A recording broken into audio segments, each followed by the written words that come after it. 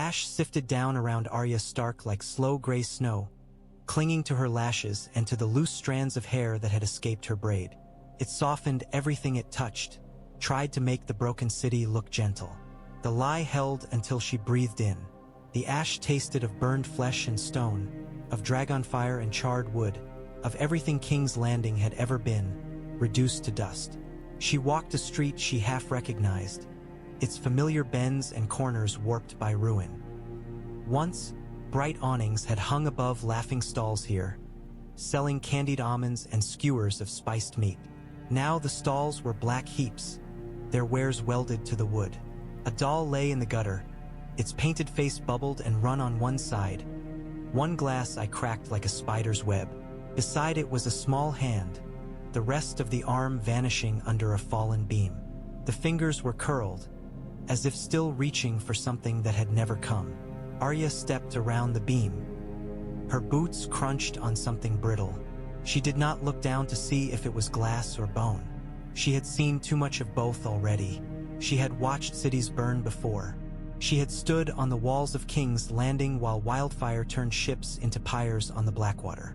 She had crossed the riverlands after the lions and wolves had finished tearing at one another, the fields full of blackened posts and swinging corpses. She had walked Winterfell's broken yard, snow drifting into the cracks where Ramsay Bolton's banners had once flown. But this was different. Those places had felt like battlefields. This felt like the inside of a kiln after the potter had forgotten to stop the fire. A horse shrieked somewhere ahead, a high, thin sound that cut through the muffled quiet and died into a wet, abrupt silence. Arya's hand fell to the hilt of needle. She quickened her pace, slipping between a toppled wall and what remained of a doorway. Heat still licked from the rubble in places, little wavering ghosts of flame. She passed a row of bodies laid out side by side, arms folded, eyes closed. Someone had taken the time to line them neatly, to lay stones on their chests so their shrouds would not blow away. Most had no sigils on their clothes, no colors beyond soot and blood. Small folk, baker and butcher and washerwoman, all equal now under their blanket of ash. A girl of perhaps 8 lay near the end, her hair singed to frizzed clumps, an iron pot still clutched to her chest as if she had tried to save it. Arya swallowed against the sour taste rising in her throat. Queens and kings and thrones, dragons and banners and heralds. None of it had saved these people. It had brought them the fire that killed them. She touched the iron coin in her pocket with her free hand. The Bravosi metal was cool against her fingers despite the heat in the air. Vala Morgulis, Jaqen Hagar had said when he gave it to her. All men must die. Standing in the street, it felt less like wisdom and more like simple observation. Once, she had thought that killing the right people would make the world better. Cross one name off the list and the night grew lighter by a candle's worth. Slit one throat and somewhere a girl like her would wake to a kinder morning. She still believed in the first part. The second had always been a lie. She turned her face uphill. Above the drifting smoke and the jagged teeth of ruined roofs, she could just make out the black silhouette of the Red Keep. Another plume of smoke curled from its walls, darker and richer than the gray haze over the city. Somewhere up there, Drogon roared his grief. Somewhere up there, Jon Snow walked toward something he would not come back from unchanged. Arya's fingers tightened around the coin. She had meant to leave this place, meant to slip onto a ship and sail west where the maps ended, to find out whether the world dropped away into nothing or went on forever. Somewhere no one knew her name or her faces or the things she had done. Looking at the charred ruin around her, she understood that running now would be a kind of betrayal. She had walked too far with ghosts at her heels to turn her back on this one. The city groaned and shifted around her as she began to climb toward the hill. The ash fell, and Arya Stark moved through it like a small, hard shadow, heading for the place where power still clung like smoke to broken stone. By the time Arya reached the higher streets, the ash lay thick enough to take her footprints. It matted in her hair and gathered at the corners of her eyes. The air grew hotter as the ground rose, carrying the heat of newly melted stone and twisted iron. The sound of marching came first, a steady, hollow thud of booted feet on broken cobbles. She slid into the wedge of shade cast by a leaning wall and peered around it. Two lines faced one another in the street ahead. On one side stood northerners and men of the Vale, cloaks gray or sky blue, shields nicked and dented from battles not long past. On the other stood Unsullied, their ranks straight despite the ruin, spears upright and cruelly bright in the dim light. Between them, forced to kneel on the blackened stones, was a ragged handful of men with their hands bound behind their backs. Some wore the ruined remnants of Lannister crimson. Others had no colors beyond the stains of smoke and fear. Their shoulders hunched, heads bowed. One man whispered something that might have been a prayer. Another stared wildly from side to side, like a trapped animal looking for a gap in the hunter's line. "You can't do this," a northern sergeant was saying. His beard was clotted with ash, his eyes raw. They laid down their swords. They're prisoners, not enemies. "The war is not finished," the Unsullied commander replied. His voice was flat, the common tongue thick on his tongue but precise all the same. "They fought for the tyrant. The mother of dragons gave the order. All those who stood for Cersei Lannister must die." "The mother of dragons is dead," another northerner burst out. "Jon Snow." He broke off as the sergeant's hand closed hard around his arm. The warning in that grip was plain enough even from where Arya watched. Not here, not like this, not in front of them.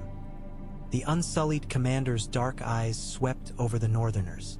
"Then whoever killed her will die as well," he said. "But her command stands." He gestured. The line of spears shifted, points dipping toward the kneeling men. One of the condemned began to sob. Another jerked his chin up, jaw clenched, as if determined to meet the spear points as a lord on a battlefield rather than a butcher's hog. Ash drifted between them like lazy snow. Arya could have stepped out then.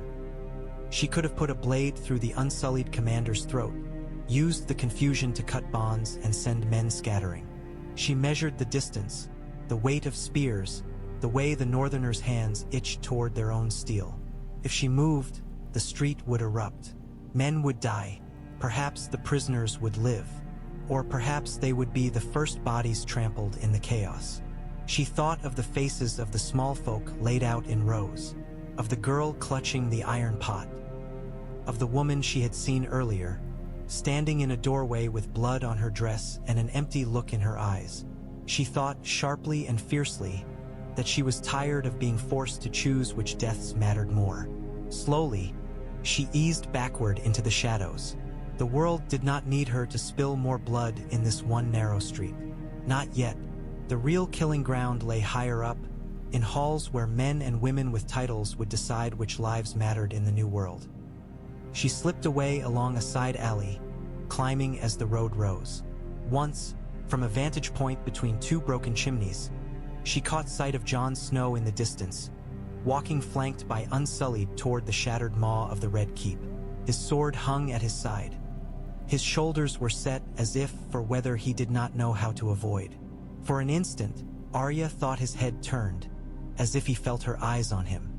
Smoke wavered between them, then he passed beneath an arch and was gone. She clenched her jaw. Jon would do what he thought was right, even if it ruined him. He always had. But the city told her, in every broken brick and burned body, that one man's notion of right and wrong was not enough. If the world was to be changed, it would not be by one sword alone, however honorable the hand that held it. The ash whispered under her boots as she went on toward the high ground, toward the place where dragons had melted stone and where, if there was any justice left, something new might be forged from the slag.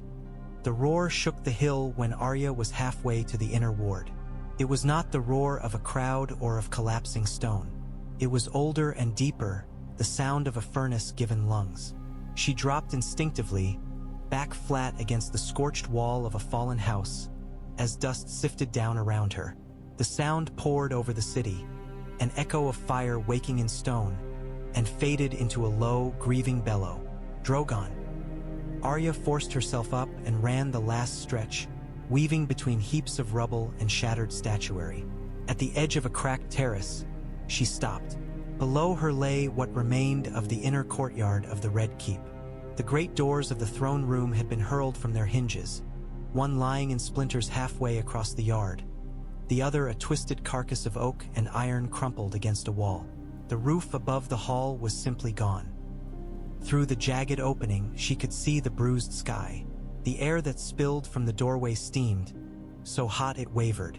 Veins of molten metal crawled across the marble floor inside, slow and sullen, cooling in strange, glassy ripples. Drogon stood amid it like a creature from an older world, all black hide and iron horns, wings mantled. Smoke curled from the vents along his neck. His eyes burned an ugly, feverish red. In his foreclaws, limp as discarded cloth, lay the body of Daenerys Targaryen. Her silver hair was darkened with soot and blood. Her blue dress was a ragged thing, edges crisped. Her head lolled as Drogon lifted her, a doll in a child's furious grasp. For all the terror she had inspired astride him, for all the fire she had rained down, she looked terribly small. For a heartbeat, Arya thought he meant to devour her. Dragon eating dragon, the last circle closing. Instead, Drogon raised his head and loosed another roar, one that raked the stones and rattled Arya's teeth. Then he gathered himself, wings beating once, twice, throwing ash and rubble in wild spirals. Heat slapped her skin even from this distance as the dragon surged skyward. He climbed in ungainly hops at first, claws tearing gouges in stone as he leaped, then found the air properly and soared. In a handful of breaths, he was a dark shape against the smoke, carrying the dead queen east or north, or nowhere any man would ever see. When he was gone, the courtyard was suddenly shockingly quiet. Jon Snow appeared in the doorway a moment later, a dark figure framed by the glow of cooling metal. His cloak was gone. His leathers were scorched at the sleeves. His sword hung by his side, the pommel dragging a little, as if it weighed more than it had that morning. He did not step out at once. He stood where he was, staring at the empty sky where dragon and rider had been. From where she watched, Arya couldn't see his face clearly. She didn't need to. She knew what it would look like. She had seen that expression when he told them he meant to bend the knee to Daenerys Targaryen, when he'd spoken of duty and honor and the cost of breaking oaths. His knees buckled. His hand shot out, catching the splintered edge of the door for balance. He leaned there a long moment, shoulders shaking once, in a breath that might have been a sob or a curse or both. Arya stayed where she was, a shadow pressed to stone. She wanted to run down to him, to put a hand on his arm, to say all the things that did not fit into their old simple words. You did what you had to. You shouldn't have had to. I'm glad she's dead. I'm sorry you had to be the one to kill her. Instead, she turned away. Jon Snow's path would carry him wherever it liked now, down into some tower cell or out through a gate in chains. She could not walk it with him this time. There were other paths in the Red Keep that only she could tread. The castle's insides had changed since she had last skulked through them as a half-starved child. Corridors had been knocked out, new doors added, old doors bricked up. But stone remembered. Hidden ways still honeycombed the walls. She slipped through a postern entrance half buried in rubble and found a stair that creaked under her weight. Dust puffed with each step. The air was cooler here, smelling of old rushes and cold stone beneath the overlay of smoke. Sound carried strange in these passages. The scrape of her boots seemed loud, yet voices from other rooms came thin and echoing. She passed one hallway where two Unsullied stood guard before a door, their spears crossed. Behind it, she heard a muted clink of metal, the murmur of a familiar cadence. Prisoner, then, one important enough to be watched even now. Arya's fingers found the iron coin again, turning it over, feeling its edges. The House of Black and White had taught her that faces were tools, like knives. You chose the right one for the job. If she wanted to know what would become of this shattered kingdom, she needed words from someone who spoke the language of thrones and councils as fluently as she spoke the language of steel. She turned back into the shadows, already reaching in her mind for a different face. The two Unsullied at the door barely glanced up when the Braavosi cell's word approached. Arya wore his body like an old, scuffed coat. broad in the shoulder, a little stooped from years at sea, with a scar cutting pale through the stubble on his jaw. She had scrubbed floors alongside men like him in Bravos, listened to them grumble and boast. She knew how they walked, how they held their weight, how the common tongue sat clumsily in their mouths. "You are late," she told the guards in that same thick accent, letting each word drag a little. "Grey Worm says this door is to be guarded by more than 2 men. He is not pleased." Unsullied did not fidget. These 2 were no exception. They stood as if carved from the same stone as the walls. Only the flicker of their eyes toward one another betrayed any reaction. "We have no orders to leave this post," one said. Arya snorted. "Then perhaps he will have you flogged here, so he does not have to send for you." She shrugged. "Your choice. Stay, disobey. Or go find your commander and ask why he sends me to stand here while you do a job that should be done with more spears." It was not quite the way officers spoke to soldiers in any disciplined army. But she had seen enough of Daenerys's ranks to know that the Unsullied feared failure more than their commander's temper. The thought of being caught in defiance would bite deeper than any random insult from a sellsword. The 2 guards looked at one another again. The silence stretched. Arya made as if to lean on her spear, bored. "We will confirm," the speaking soldier said at last. "As you like," she replied, pretending indifference. "I will keep the door from wandering off in the meantime." They filed past her, spears over their shoulders, boots clicking on the stone flags. Their backs were as straight in retreat as they had been at attention. She waited until their footsteps had faded into the muddled echoes of the keep before she laid a hand on the door. The key was already in the lock. Duty, more than caution, had kept the Unsullied at their post. No one had imagined that anyone else would dare turn it. She did, slowly, easing the heavy wood inward on tired hinges. The chill inside breathed over her. The cell was narrow and high, more a stone throat than a room. A single torch guttered in a bracket, its light painting long, wavering shadows across the walls. Chains rattled softly as the man attached to them shifted his weight to look up. Tyrion Lannister had never been a tall man. Now, shackled by wrists and ankles, he seemed smaller still. His hair and beard had gone wild in confinement, gray streaking tawny curls. His face was leaner than Arya remembered from Winterfell and from the Eyrie, lines etched deeper around his eyes and mouth. "That is a new face," he rasped, squinting against the light. "I have had so few visitors that I cherish each one, but I must admit, I preferred the tall blonde with the frown. She at least brought water." Arya let the Bravosi shoulders relax. The weight settled differently on her small frame. The sellsword's features melted away like wax in heat, and her own slid back into place. It was a subtle shifting, not a ripping. The nose straightening, the jaw tightening, the eyes paling to that stark gray.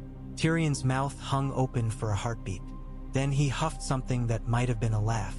"Well," he said, "that answers a question I did not know I had."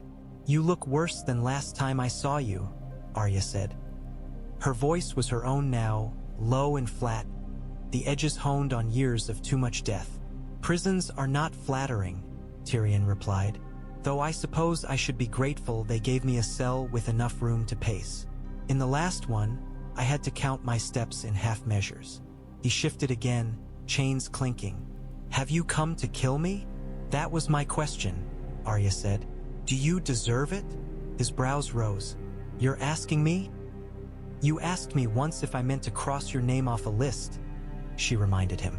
"Back when your nephew sat on the throne and my father's head was still on a spike. You were on it then. And now," he said, "now you've done as much to break this world as to prop it up," she said. "So I'm not sure." He studied her through narrowed eyes. "If you're here to decide my fate, you picked a strange door. There are easier men to kill in easier rooms."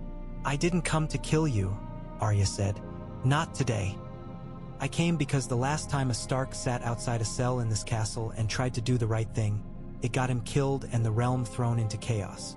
I want to know what you think will happen next, so I know what not to do." Tyrion leaned his head back against the stone with a soft thud.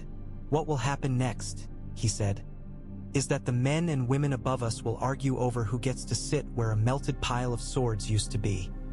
They will pretend they are talking about justice and peace, but really they will be asking themselves only one question. How do I keep myself and mine alive and comfortable?" "They talk about choosing a king," Arya said. "They talk about choosing someone they can bear," Tyrion corrected. "A man or woman whose vices they think they can live with. They are very bad at predicting which sins will grow." She stepped closer until the torchlight caught her face fully. "So tell me," she said, "if you were not in chains, what would you do?" He smiled then, a thin, bitter twist of his mouth. "Exactly what I intend to do now that I am in them," he said. "Open my mouth and try to steer them toward the least disastrous choice, and hope very much that this time they listen." When Arya left the cell, the Unsullied were already marching back along the corridor. She slipped past them as the Braavosi once more, nodding as if merely trading places. Their attention slid over her. They had no reason to look closely at a man they believed they had seen before. 2 corners later, she let the borrowed face melt away for the second time that day. It left her feeling oddly hollow, like someone who had worn another person's clothes too long and forgotten the feeling of their own. The red keep above the dungeons was a honeycomb of wounded rooms. Once fine carpets lay scorched and trampled. Tapestries hung half-burned, their stitched dragons and stags and lions reduced to blackened ghosts of themselves. In one audience chamber, a section of ceiling had come down, crushing a table set with silver plates now bent and twisted like so much tin. Servants moved through the wreckage with dazed, automatic motions, gathering unbroken cups, stacking plates that could be hammered flat, dragging torn hangings aside to see if anything was worth salvaging beneath. No one spared Arya more than a glance. Ash-covered children and women with haunted eyes were as common here as broken stone. Outside, the castle walls gave way to the city again. The red keep sat like a half-shattered crown above a face someone had beaten without mercy. From this height, Arya could see the lines of smoke rising from a dozen separate fires, the black tongues licking at the sky. She descended into it. Near Flea Bottom, the air grew thicker and greasier. These had been the poorest parts of the city even before Dragonfire fell. Now whole blocks were simply gone, flattened into smoking mounds. In the alleys that remained, the living picked at the bones of the dead city, pulling up floorboards to burn, prizing nails from broken beams, cutting rings from stiffening fingers. Arya helped where she could. She braced her shoulder against a fallen rafter so a boy could drag his father's crushed body out and put it on a cart with the rest of his family. She lifted stones one by one from a collapsed doorway until a coughing girl wriggled free, soot coating her face like a second skin. She found a barrel that had miraculously survived and hauled it upright so that people could take turns scooping out smoke-tainted but drinkable water. It was never enough. For every hand she pulled from rubble, another slipped beyond even her reach. For every life she nudged back from the brink, 3 more went over. She was wiping ash from her eyes when the sharp, ugly crack of a slap cut through the low murmur of exhaustion. Then came a harsh laugh and a woman's choked protest. Arya's feet were already moving by the time her mind caught up. The courtyard was little more than a rectangle of broken walls open to the sky. Fire had eaten most of the roof. 3 men in mismatched armor had cornered a woman against a half-fallen pillar. Her dress was torn at the shoulder, skin already reddening where a hand had gripped too hard. One man pinned her wrists. Another tugged clumsily at the laces of her bodice with hands made clumsy by drink. The third stood nearer the courtyard's mouth, keeping a lazy sort of watch. "Wrong day to be looking pretty, sweetheart," he jeered. "World's ending. Might as well get what we can before the ash buries us." "Let her go," Arya said. The watching man spun in surprise. He took her in with one quick, dismissive glance. A small, skinny girl in filthy clothes, soot-streaked, hair coming loose from its braid. His grin widened. "Run along, little rat," he said. "Find yourself some crumbs. This isn't for you." The woman made a broken sound. The man tugging at her dress sniggered. "Maybe we'll share," he said. "Once we're done." Arya stepped fully into the courtyard. Needle whispered free of its sheath, its slim blade almost delicate in the dim light. "I said," she repeated. "Let her go." The closest man's hand went to the sword at his hip, more from habit than real wariness. He had the relaxed posture of someone used to being the biggest threat in a room. "Or what?" he mocked. "You'll poke us?" The point of needle slid under his ribs before the last word left his mouth. He gasped, going very still, eyes round with surprise. Arya stepped in, twisting just enough to send the blade up toward his heart.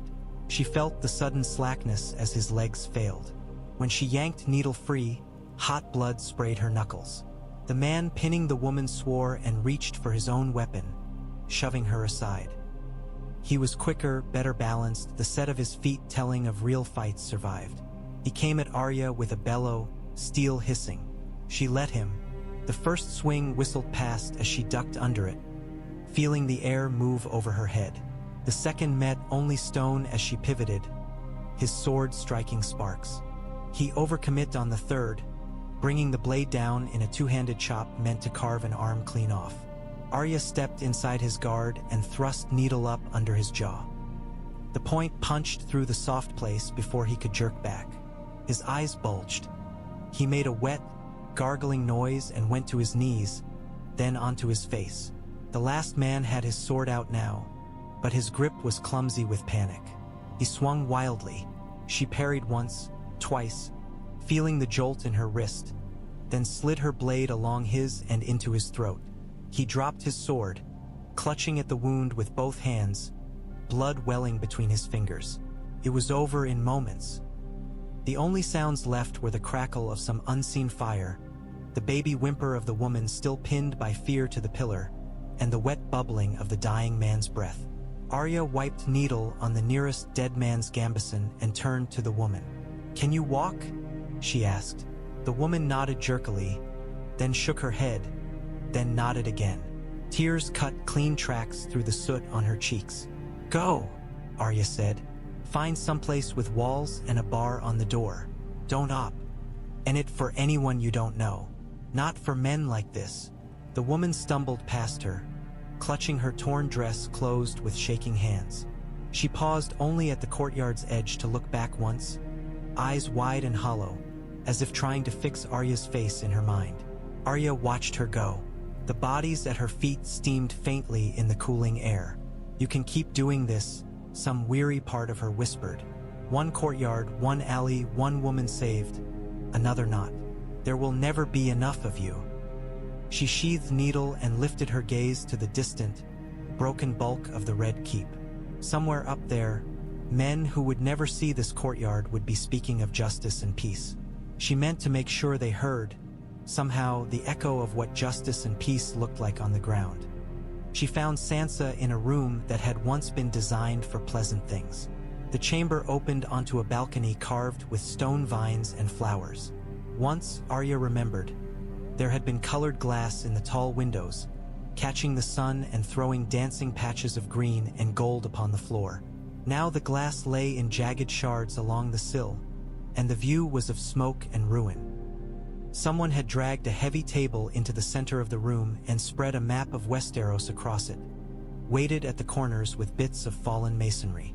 The painted rivers and forests looked strangely clean compared to the stained stone around them. Sansa stood by the broken balcony, her hands resting lightly on the scorched stone rail. Her hair, the deep auburn of their mothers, was braided and coiled in northern fashion, pinned with silver. She wore dark wool and fur despite the heat, the direwolf sigil embroidered at her throat. Ash had settled on the fur at her shoulders, turning the tips a pale gray. It did not make her look older so much as harder, like a statue left too long in winter. "You look like you swallowed a lemon," Arya said. Sansa did not start. She had learned long ago not to show surprise where anyone could see it. She turned her head slowly, eyes traveling over Arya from boots to brow, taking in the blood on her sleeve, the soot on her face, the weariness in the set of her mouth. "You're alive," Sansa said. "Of course I am," Arya replied. "I'm not easy to kill." For an instant, the corner of Sansa's mouth twitched in something that might have been the ghost of a smile. Then it smoothed out again. "You've been in the streets," Sansa said. "Davos told me what it's like down there. He said the city smells of a battlefield after a storm." "He's being kind," Arya said. "Battlefields don't have as many children." Sansa's fingers tightened on the balcony rail. Her knuckles went white. "I thought," she said softly, "when we beat the dead at Winterfell, that perhaps we might be done with this, with burning cities, with piles of bodies." Arya joined her at the balcony. From here, the scale of the destruction was clearer than it had been among the streets. Whole swathes of King's Landing were simply gone, replaced by charred emptiness. The Sept was a black scar. The Great Pyramid of the Red Keep stared down at its own shattered reflection. "You know better than that," Arya said. "Yes," Sansa admitted. "I do." They stood together in silence for a time, two Stark girls made into something else by the world. "Tyrion's in a cell," Arya said eventually. "He thinks they'll drag him out to talk before they kill him. He believes he can still point them toward the least foolish choice." Sansa made a soft sound. "If there is a foolish choice to be made, the lords of Westeros will find it," she said. "They always do." "He thinks they'll want a king," Arya said. "Or a queen. Someone to sit where that melted pile of swords used to be." Sansa's gaze dropped briefly to the map on the table. "They can choose who they like," she said. "The North won't kneel again. Not after this. We bled for a king once and watched his honor get him killed. We bled for another who never wanted the crown and watched him be broken by the weight of it. I'll not see our people do it a third time. So take the North and go home," Arya said. "Let the South choke on its own ashes.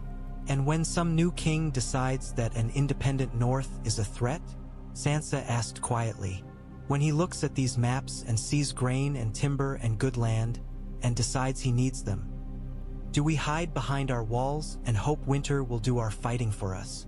Arya had no good answer to that. She thought of Robb, banners streaming, riding south because their father had died in another man's city. She thought of Winterfell burning under Bolton's because of choices made 1,000 leagues away. "What do you want me to do?" she asked. Sansa turned to face her fully. The woman who had once dreamed of songs and golden-haired princes was gone. In her place stood someone tempered by cages and cruelties, by hard bargains and harder winters.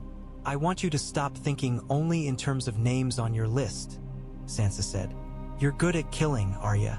You might be the best person alive at it, but you cannot stab every problem until it stops twitching. The men who sit in that dragon pit tomorrow will speak pretty words and make ugly decisions. Someone there has to understand what their choices look like out where the ash falls." "You," Arya said. "Me," Sansa agreed. "And perhaps you in your way." Arya frowned. "My way is putting steel in the right throats." Sansa's eyes were very clear. "Then perhaps we can make sure the right throats are chosen," she said. "If you leave, if you sail west and never look back, then all that power will sit in the hands of men who have only ever seen the world from the backs of horses and the comfort of featherbeds. They will think in terms of banners and lineages because that is all they know. You've seen more. You've been more. You make it sound like some sort of duty," Arya said, the word sour in her mouth. "It is," Sansa said. "But for once, it's one you can refuse. You asked what I wanted. I want the North safe. I want as few more girls as possible to walk the road you did. I can't promise you that taking on whatever this is will make that happen. I can promise you that walking away from it won't." Arya looked back out over the broken city. Somewhere down there, the woman she had saved in the courtyard was waking on a pallet, flinching at shadows. Somewhere else, a man lay dead whose name she would never know, killed for no better reason than having knelt on the wrong side of a street. "I meant to leave," she said softly, "to find out what's west of the maps." "You still can," Sansa said. "When this is done. When something is in place that can hold without you watching every corner." Go then, sigh. Until the world runs out. But right now, today, we need you here. Need. The words settled on Arya's shoulders like a second cloak, heavier than fur, heavier even than guilt. Fine, she said. I'll stay, for now. But if any of them try to put a crown on my head, I'll put a knife in their hand and see if they still want the weight. Sansa's smile was brief and fierce.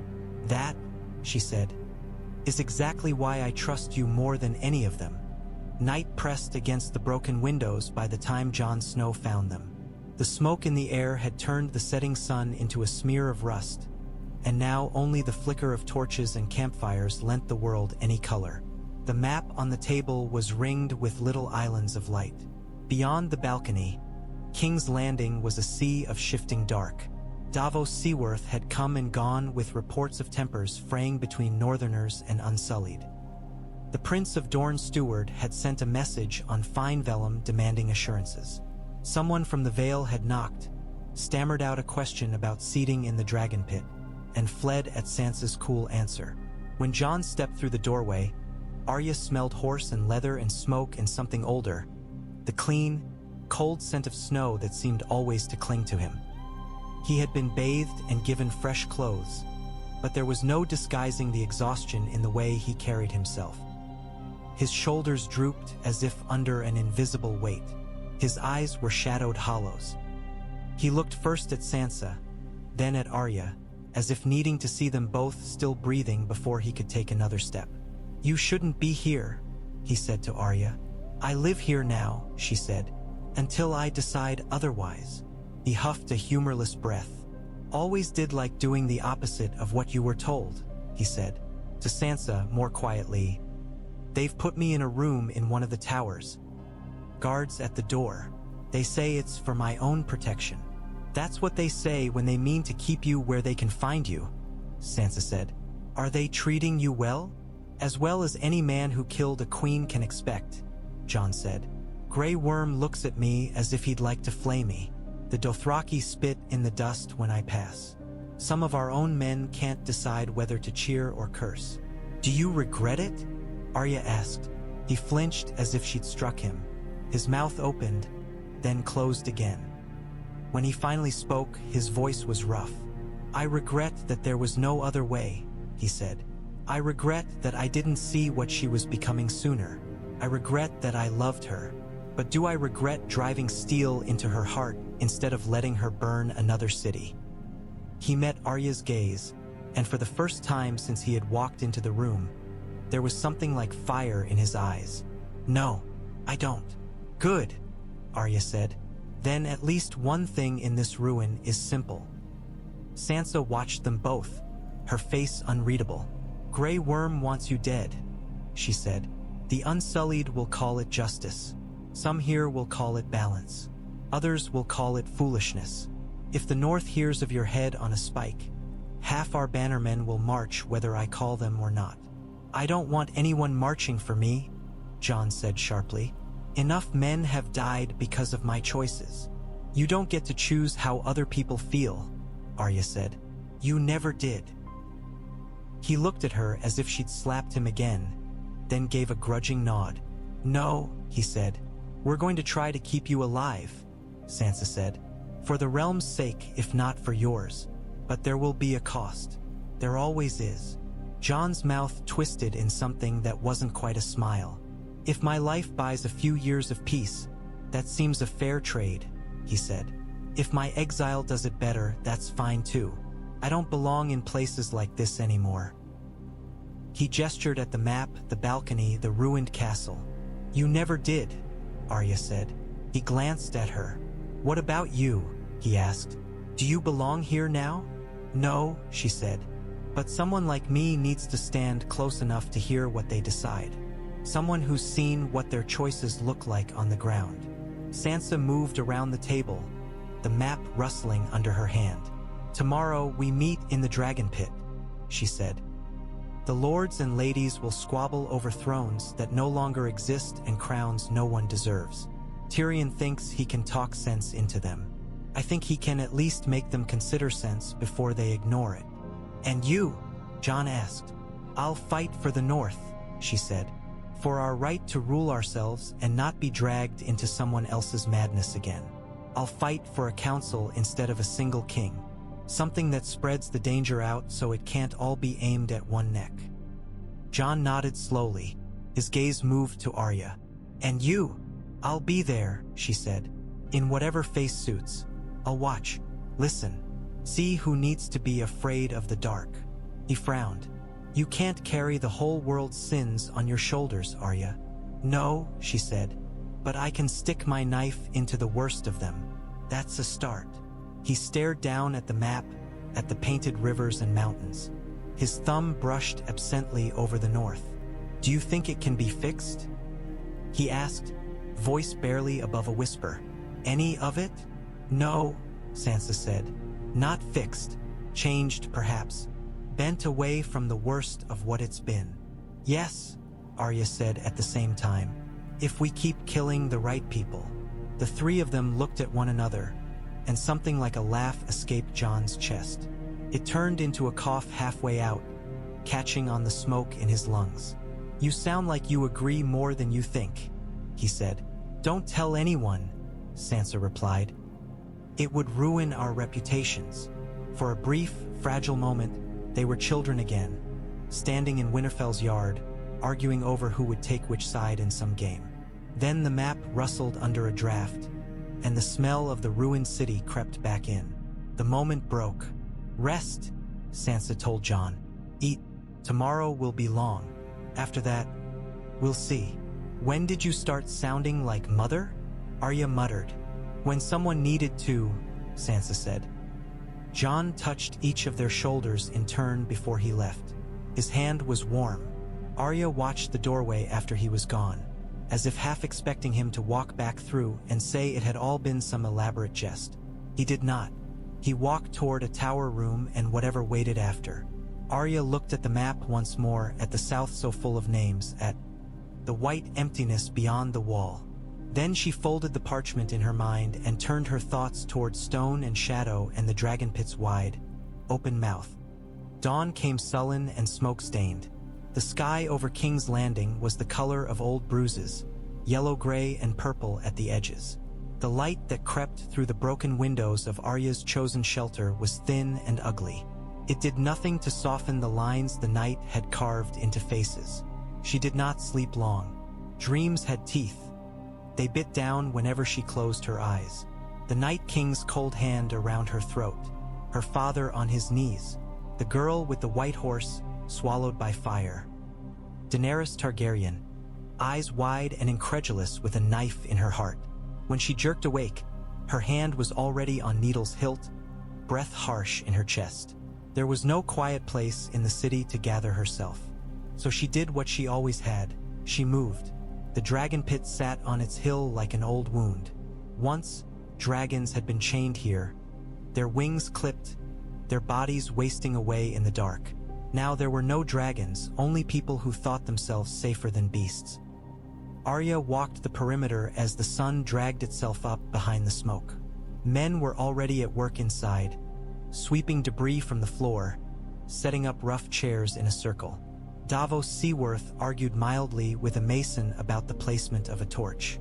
Brienne of Tarth checked the line of soldiers who would ring the gathering, her jaw clenched. From the shadows of a crumbled arch, Arya watched. She mapped exits and blind spots, places where stone overhung and sound carried strangely. She had crept through this same ruin once before, when Cersei Lannister and Daenerys Targaryen had paraded their power like dueling mummers. Back then, the pit had still felt like a stage. Today it felt like a trap. When she was content that she knew the shape of the place, she slipped away into the outer corridors. She needed a face. She sat on a low step in a half-collapsed hallway and watched people pass. Servants carrying crates of parchments, guards hauling benches, minor lords men-at-arms swaggering like they owned every stone. After a while, she saw what she needed. The woman was older than Arya, with hair scraped back in a tight knot and ink stains ground into the pads of her fingers. A bundle of rolled parchment was clutched to her chest. She walked with a slight hitch in one leg, the remnant of some old break that had set crooked. No one moved aside for her. She moved aside for them. Arya followed at a distance, noting the way the woman dipped her head when spoken to, how she kept her gaze lowered when she passed a lord. A handful of words in Riverland's lilt marked her as having come south with one of the new-made lords there, eager to record every syllable of this new age in neat lines. It was not difficult to separate her from the crowd. A dropped bundle of parchment, a muttered apology, an offer to help carry a stack back to her master's alcove. A word about something needing copying in a quieter corridor. When they were alone in a narrow passage, Arya stopped. "I'm sorry," she said. The woman frowned. "For what, miss?" "For this." The hilt of needle thudded gently, precisely, against the woman's temple. Her eyes rolled up. She crumpled bonelessly. Arya caught her under the arms and lowered her to the floor, checking quickly that her breathing stayed slow and regular. The bruise would be an ugly one. She would wake with a headache and a gap where her memory of this morning should be. She would live. Arya squatted beside her for a moment, watching the rise and fall of the woman's chest. There had been a time when she would have whispered a name to the many-faced god and told herself this was a gift. Now it felt like theft, not of life but of hours, of control. She could live with that theft. She had stolen worse. She pressed her palm to her own face, remembering the lines of the scribes. The slight gauntness in the cheeks, the crooked set of the mouth, the fine webs of wrinkles at the corners of the eyes. The change flowed over her like a shiver. When she lowered her hand, a stranger's features stared back from a shard of broken glass half buried in dust. She wrapped the scribe's shawl around her shoulders, gathered up the fallen parchments, and limped toward the dragon pit. By the time the lords and ladies of Westeros filed into the circle of stone, no one looked twice at the ink-fingered woman among the other attendants. Arya moved where she was told to move, set out parchment when pointed at a bench, kept her head down. She saw them all. Yara Greyjoy, hard-eyed and sharp as broken shell, sea salt still clinging to her clothes.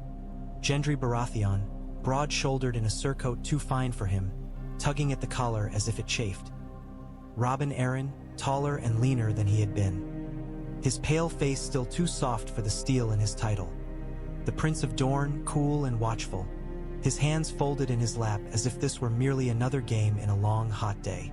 Sansa took her place with the quiet assurance of someone who had finally come to fit the role other people had tried to force her into. Davos sat near her shoulder, a weathered rock in a sea of silk. Brienne stood at the entrance, sword at her side, posture promising violence to anyone who stepped too near those she had sworn to protect. No one sat higher than the rest. There was no dais, no throne. The circle was ugly and uneven, but it was a circle all the same. Arya settled herself on a low stool near the outer rim, quill in hand, and waited to hear what kind of world these people thought they could build from ashes. They began, as men always did, by arguing about names. "The Queen's armies still hold the city," Grey Worm said. He stood, spear in hand, posture rigid. "The Unsullied do not recognize any other ruler. Daenerys Stormborn of House Targaryen freed the people of Essos. She broke chains. She gave us purpose. She was betrayed. There must be justice." "Justice for whom?" Yara Greyjoy demanded. "For the burned." She jerked her chin toward the city beyond the broken archways. "Or for the woman who burned them?" Grey Worm's jaw clenched. "Cersei Lannister used these people as shields, and your queen used them as kindling," Sansa said, voice cool. "We can dance around the words all day, but the fact remains. She chose fire. Jon Snow chose steel. We are here because of those choices. We cannot change them. We can only decide what comes next." "What comes next?" Edmure Tully said, clearing his throat and rising. "Is order, stability. The realm needs a firm hand. I have led men in battle, held Riverrun against." "Sit down, uncle," Sansa murmured. He flushed and subsided, muttering. Samwell Tarly, further along the circle, shifted in his chair. He looked as if he might be sick, but all the same he stood. "Perhaps," he began, "instead of choosing just another king or queen, we could." Laughter, sharp and incredulous, cut across his words. A lord from the Reach snorted. Someone from the Vale chuckled openly. Even a few guards looked amused. "Let the small folk vote?" Robin Arryn's steward scoffed. "What next? Let my horse cast a ballot." Sam sat quickly, cheeks burning. Arya saw him press his hands flat on his knees, knuckles white. His idea hung in the air a moment longer, like smoke, then drifted away. Tyrion Lannister stood slowly, chains scraping the stone. Every eye turned toward him. He had always known how to command a room, even when that room wanted him dead. "We can mock Master Tarly's suggestion," he said mildly, "or we can admit that for the first time in a very long while, the question who rules is not answered by birth alone. The wheel we were all so fond of talking about has been shattered, in case you hadn't noticed." He gestured at the ruins around them. Aegon's line is broken. Cersei's line is crushed. Daenerys' line ended with her blood on a stone floor. He turned slowly, taking in each face in turn. "We have a chance here. A small, feeble one, but a chance to decide that the future need not look exactly like the past. That we need not simply find the nearest man with a famous surname and a sword and sit him on a chair made of other men's steel." "Then what do you suggest?" snapped a Westerland's lord with bristling whiskers. "We sit here until we starve, arguing over every little decision? Someone must lead." "Yes," Tyrion said, "someone must, but perhaps not in the way you're used to." Arya, hunched over her parchment, watched him with narrowed eyes. This was the man who had freed Jaime Lannister and helped kill their father. The man who had counseled Daenerys Targaryen toward mercy, then toward war. The man now speaking as if he could reshape the game he had spent his life playing. "Stories," he said. "That's what unites people. Not flags, not gold. Stories. Ask any peasant out in those streets whose name they know. They'll tell you about Aegon the Conqueror, about Robert's hammer, about Joffrey the Cruel. They'll tell you about the girl who killed the Night King." The air changed. It grew still, attentive. "The one with the dagger," Robin Arryn said softly. "The Stark girl," muttered someone from the Reach. Yara snorted.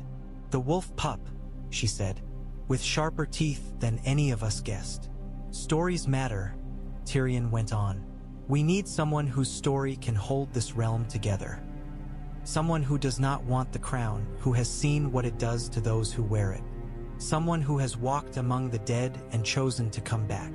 He let the words hang. Then he said very clearly, "Arya Stark." For a heartbeat, all Arya could hear was the slow, thick thud of her own heart. Ink dripped from the tip of her quill, soaking a black blot into the parchment. Yara barked a laugh. "You'd give the realm to a little wolf who can barely be bothered to stand still?" she asked. "She's a killer, Lannister, not a queen. She killed the thing that wanted to kill us all," Davos Seaworth said quietly. "Seems as good a starting qualification as any I've heard today." Sam's head bobbed in eager agreement. "She's seen more of the world than we have," he blurted. "The North, the South, Bravos, the Riverlands. She's lived as highborn and as small folk. She knows what it is to have a name and to have none. And she doesn't want it," Tyrion added. "Which, in my experience, is the best recommendation one can have for wielding power." Eyes hunts in the circle, searching corners, shadows, the spaces near Sansa. Arya sat very still, the borrowed scribe's shawl scratchy against her neck. "She is here," Sansa said. Her voice was soft, but it carried. The lords looked toward the darker arches, toward the gaps in the ring where a small figure might be hiding. No one thought to look again at the ink-stained woman among the attendants. "Arya," Sansa said, and for all that the next words were meant for the circle, Arya heard the sister underneath. "Stop hiding." The ash-laden air felt suddenly thick in her lungs. She could have stayed where she was, let them search shadows and corners until they tired. She could have slipped away in another face, leaving them to their arguments. Instead, slowly, she rose from her stool. The ink-stained woman was no one. Heads turned toward entrances, toward dark alcoves, seeking a slight figure in leathers with a wolf's eyes. No one looked down. Arya took a breath that scraped her throat raw. Then she let go. The limp vanished with the first step. She straightened her spine, shoulders settling into their true line. The shawl slid a little as she rolled one ink-stained wrist, feeling the familiar weight of her own bones. Then she raised her hand to her face. It was not a tearing. Faces did not peel away like masks. It was more like pressing on a bruise and feeling the ache shift. Her fingers moved across the borrowed features, smoothing and rearranging. The scribe's crooked nose straightened. The drooping eyelid lifted. The mouth narrowed and firmed.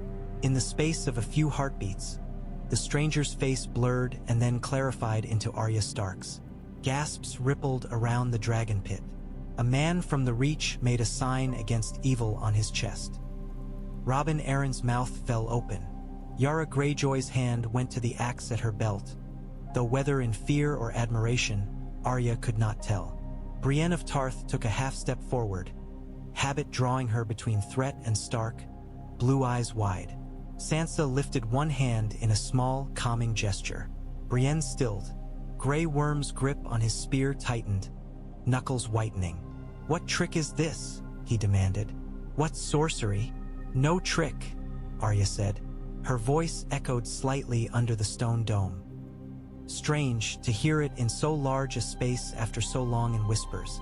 "A thing I was taught in a temple across the sea. A thing I stole when I left. Faces are only flesh. Flesh can be changed." "A witch, then?" muttered a lord from the Westerlands. "A weapon," Tyrion corrected. His eyes were bright, almost feverish. "One we might finally aim in the right direction."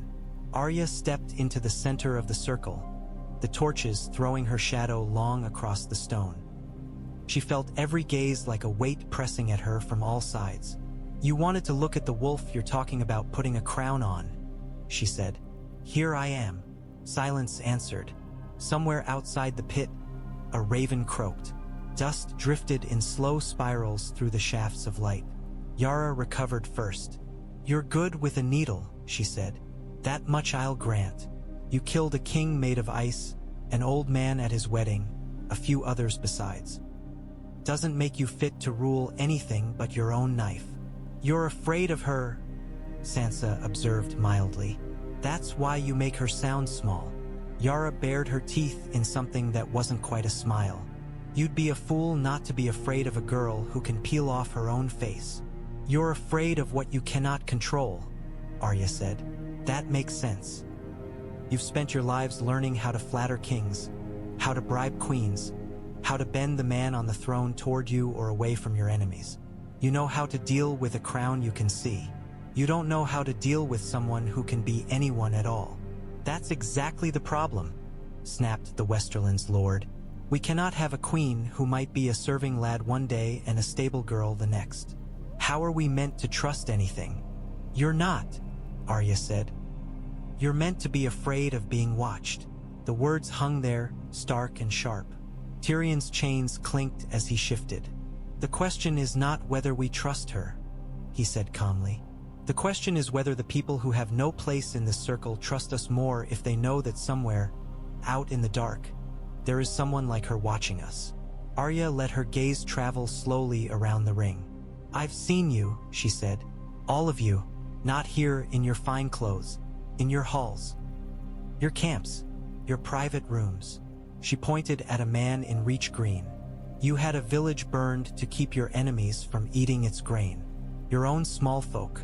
They died screaming in their fields while you told yourself it was necessary." His face went the color of old parchment. She turned her finger to a Stormlands knight with a broken nose. "You left your wounded outside Winterfell's walls on the night of the battle. Told your men to shut the gates so the dead wouldn't get in. I watched them pound on the wood until their hands bled." He licked his lips, eyes fixed on some point above her head. "You," she said to a minor Westerlands lord, "had a servant's tongue cut out for overhearing you plotting to cheat the crown of taxes. You told yourself it was loyalty. Really, you were just afraid." "How could you know that?" he blurted. "Because I was there," Arya said simply, "wearing a face you never looked at, carrying your wine, sweeping your floors, listening. The circle shifted like a wounded animal. Some stared at her with open horror, others with anger. A few, like Davos and Sam, watched with something like hope thinly veiled under their fear. "I am good at killing," she said. "That's true. I can cross names off a list until my hand cramps. But the world doesn't need another lone wolf snapping at ankles. It needs someone whose teeth are pointed at the right throats." She turned back toward Sansa, then to the others. "You think you're choosing a queen. I'm telling you, I won't sit on a chair and let petitioners bow and kiss my hand. I won't wear a crown. I won't be paraded through streets so you can pretend everything is fine because someone in jewels waves from a balcony." "Then what are we choosing?" Robin Arryn asked, voice high and thin. "A warning," Arya said. "A story mothers tell their sons when they grow too fond of cruelty. A name you whisper when you think you can do what you like behind closed doors. Call it queen if it makes you feel better. Call it something else if you like. The only thing that matters is that you remember. There is always someone watching you who doesn't care what your sigil is."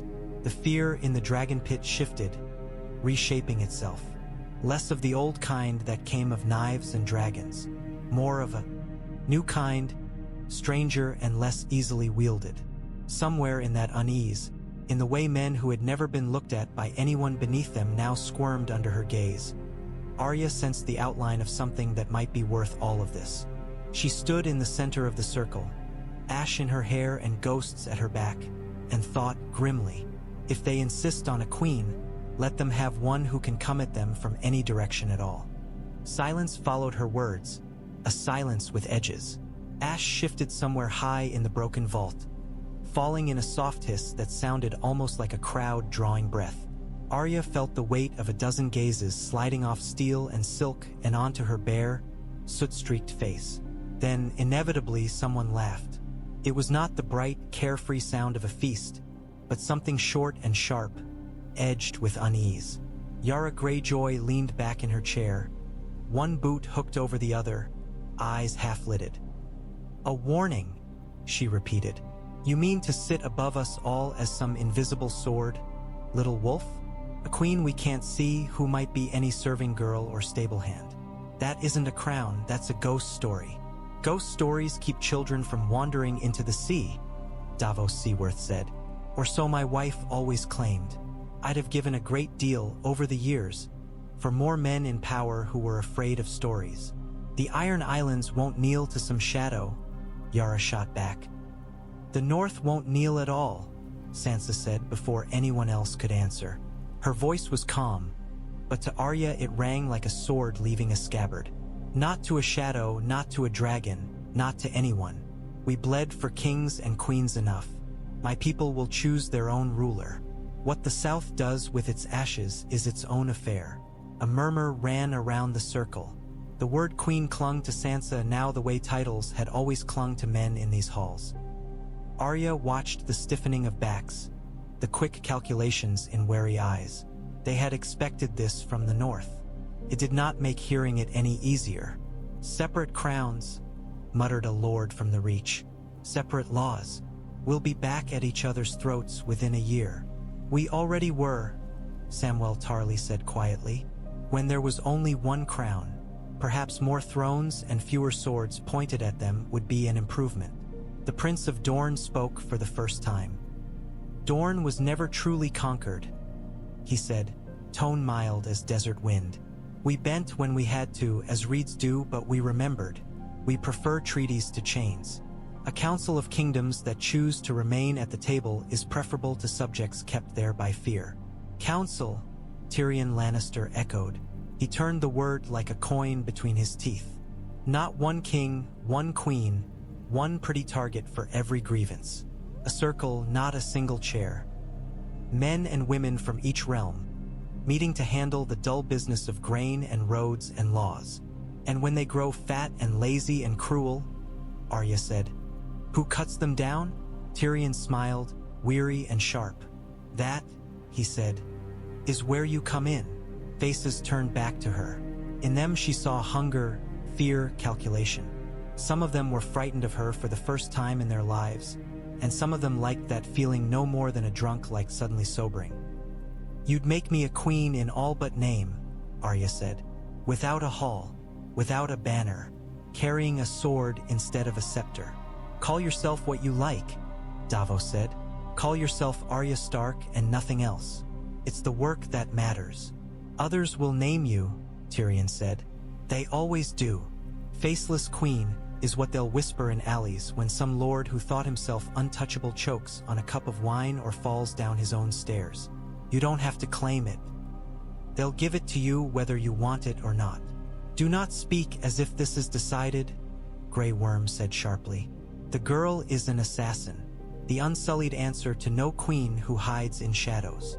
His spear point dipped a fraction, catching torchlight. Arya met his gaze without flinching. "Good," she said. "Then don't answer to me. Take your men and go where you wish. But know this. If any of you stay, the next time I see an innocent burn because someone with soldiers decided fire was easier than mercy, I'll be there. Whether you call me queen or monster won't matter." The dragon pit seemed to breathe with them, stone remembering older oaths and betrayals. The word Tyrion had spoken coiled in the air. Faceless Queen. A paradox and a threat, something no one had prepared for. Arya felt it curling around her shoulders like a cloak sewn from other people's fear. Uncomfortable, heavy, strangely fitting all the same. Arguments flowered in the wake of that name like weeds in burned soil. "The North will be free," Sansa said again, more clearly this time. "We will swear no more oaths to any ruler south of the Neck. We will trade, we will treat, we will sit on this council you propose if it serves our people. But no one in this circle, or any circle that comes after, will ever again claim the right to command the North. The Iron Islands will have our own laws," Yara Greyjoy added. "No septons to tell us which beds we can share. No mainland lord prying into our raids. We'll send a voice to your council, and that voice will be heard, or will stop coming. The Stormlands will follow Lord Gendry for now," said one of Robert's old bannermen, glancing uncertainly at the young man who still looked more like a blacksmith stuffed into a surcoat than a lord. "He'll send our say. The Reach." The lord with soft hands and a harder gaze cleared his throat. "The Reach will not easily stomach a world without a clear liege, but we have grain and need peace to move it. We'll sit. We'll listen. For now." The Prince of Dorne inclined his head, the faintest of nods. "Dorne will attend your council," he said. "We will see whether this experiment tastes of wine or ash." Slowly, grudgingly, they sketched the outline of something that was not a monarchy. A confederation, Davos called it at one point, the word strange on his tongue. A ring of realms, each ruling itself, sending one or two of its best or most troublesome, to sit in a smaller ring here and argue over the matters that crossed borders. "Who chairs this council?" asked a Vale Lord. "Who breaks ties?" "No one," Sansa said immediately. "If you cannot agree, you cannot act together. That is the point. No one voice outweighs all the rest." "Chaos," muttered the Westerland's lord. "Compromise," countered Samwell Tarly. "Sometimes the difference is only how you choose to see it." "What of justice?" asked the Crownland's lord with the ink-black beard. "When a lord in the Reach starves his peasants, will we wait 3 months for news and 3 months more for this council to move, while people die?" "No," Arya said. The word surprised her as much as the others. Came out with the weight of an answer, not a suggestion. "When you hear such things, you'll write 2 letters. One to the council, so your fellow lords can talk and argue and pretend their words matter more than their comfort. And one," she lifted the small iron coin from her pocket. It glinted dully in the torchlight. "To me." Tyrion watched her closely. "And if we misuse that?" he asked. "If some lord tries to send you after a rival, dressing the letter in lies about cruelty and corruption?" Arya shrugged one shoulder. "Then his servants had better be kinder to their kitchen boys than he thinks," she said. "I'll come see for myself before any throat gets cut." The corner of Tyrion's mouth twitched. "There," he said. "A check upon the council as the council is a check upon the crowns that used to be. You speak as if you mean to sit on it." Yara said. If they'll have a dwarf who has already served 2 kings and 1 queen badly, Tyrion replied, then yes. I know this game too well to pretend I am not partly to blame for the board as it lies. He turned his head toward Arya. But there must be something beyond the board. Some hand that cheats in favor of the people who never get to move the pieces. Her gray eyes held his. She thought of the faces in the streets, in the courtyards under the collapsed beams. She thought of Micah, of the butcher's boy's hand slipping from hers, of the girl with the pot, of Gendry at his forge, bare arms slick with sweat, never knowing how close he had come to being killed because of whose baseborn blood he carried. You don't need my permission, Sansa said softly to her. If you say no, we will still try to make this council work. If you say yes, if I say yes, Arya finished for her. Then every time one of you starts thinking like mad kings and dragon queens again, you'll have to wonder if the cup at your elbow was poured by your queen. A few men flinched, pleased her more than it should have. You will be hated, the Prince of Dorne observed, feared, lied about, perhaps blamed for every mysterious death in the realm whether you caused it or not. I am already most of those things, Arya said. At least this way, some of it might be useful. Sam took a breath that seemed to cost him. You won't carry it alone, he said. Not really, not if the rest of us do our part. The council will still have to change laws and send grain and build roads. We'll have to be better than the people who came before us, or none of this matters. Davos nodded.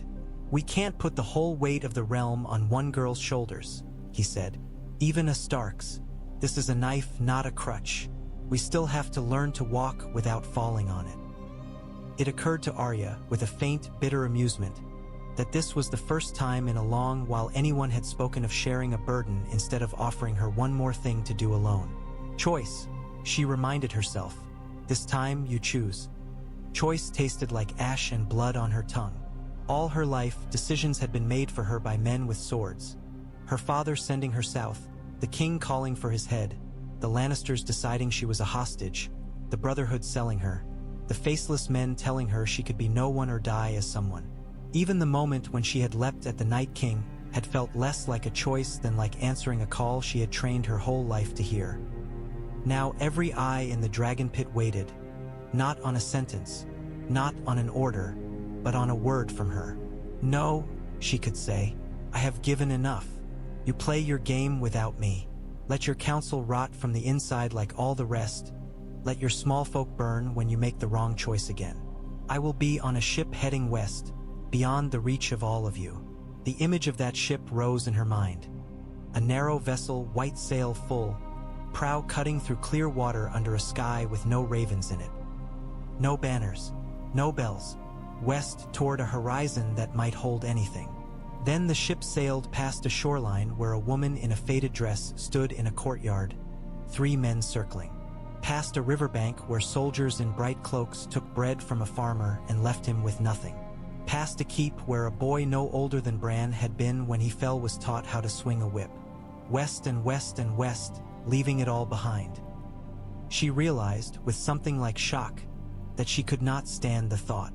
If I say yes, she said slowly, I put myself in your service, not as a subject, not as a vassal, as something else. Not ours, Sansa corrected gently. Theirs. She nodded toward the city beyond the broken arches. The ones who'll never sit here, the ones who don't get a say except with their blood.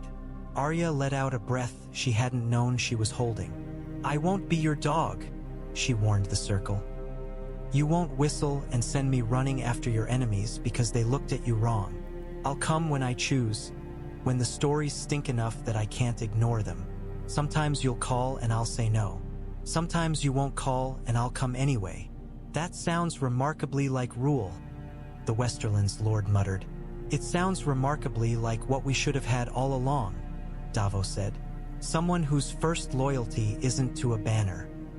Tyrion inclined his head to Arya, as much a bow as a chained man could manage.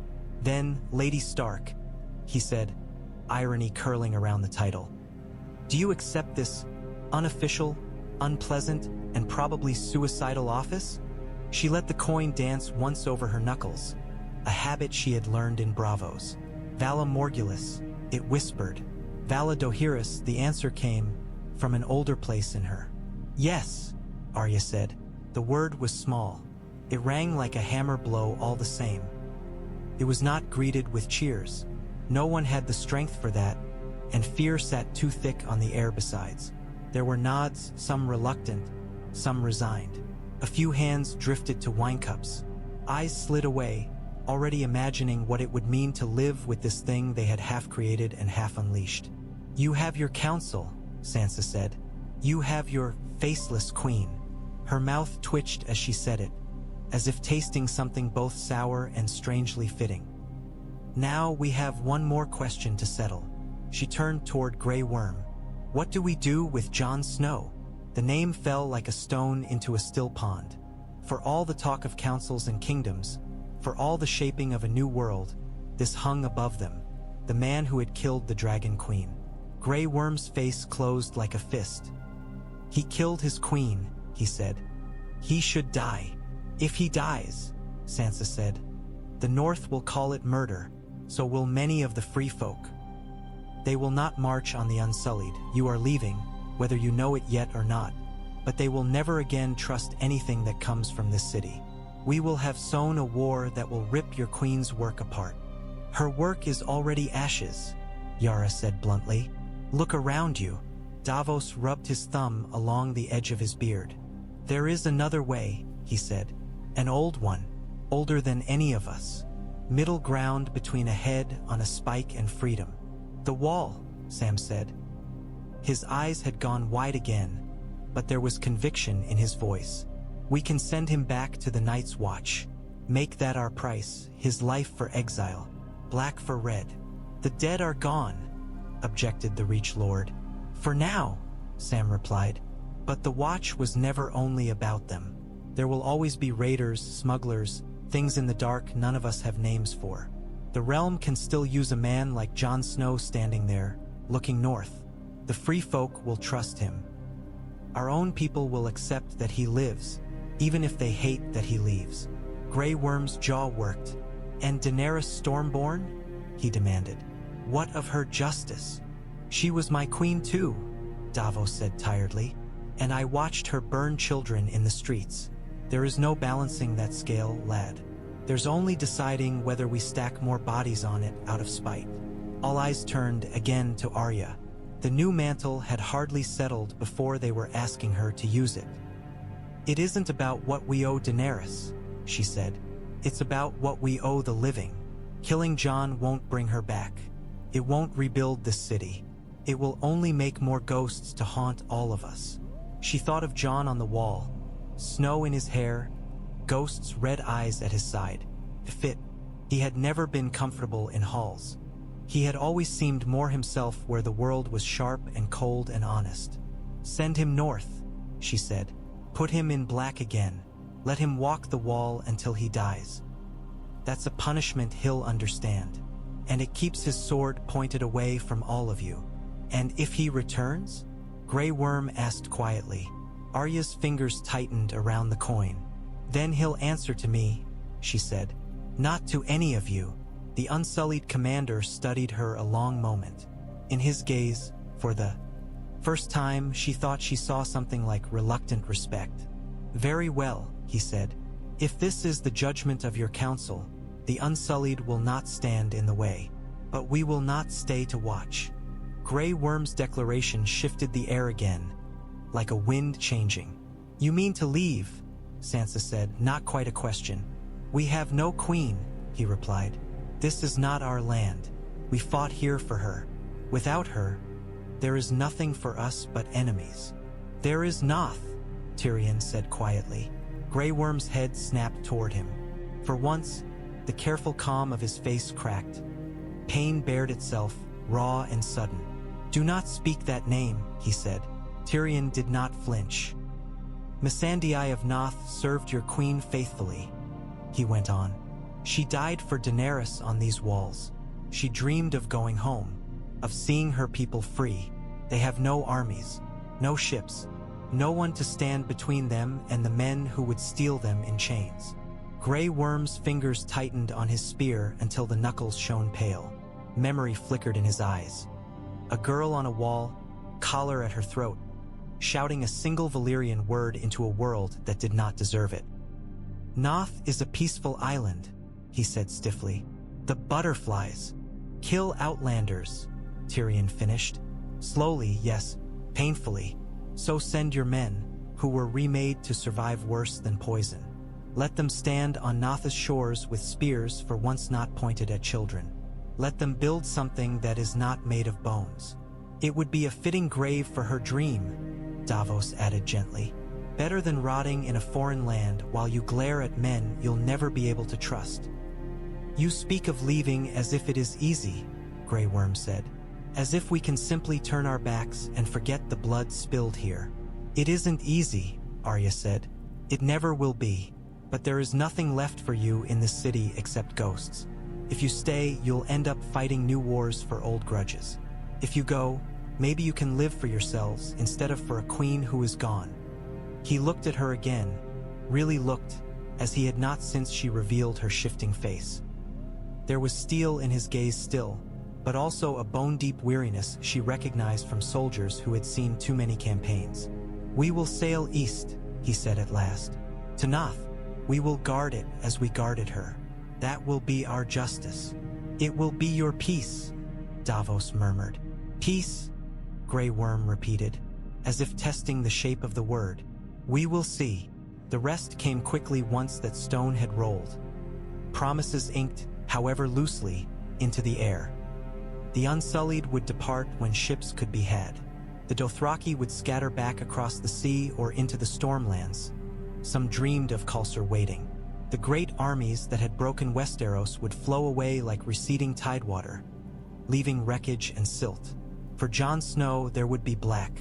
"It must be known," Yara said, "that he was punished, else every man with a knife will think he can cut down a queen and call it justice." "It will be known," Sansa said. "We'll send word to every great house. Jon Snow, rightful king or not, killed the queen and was sent to live and die at the wall. He will not sit in any hall.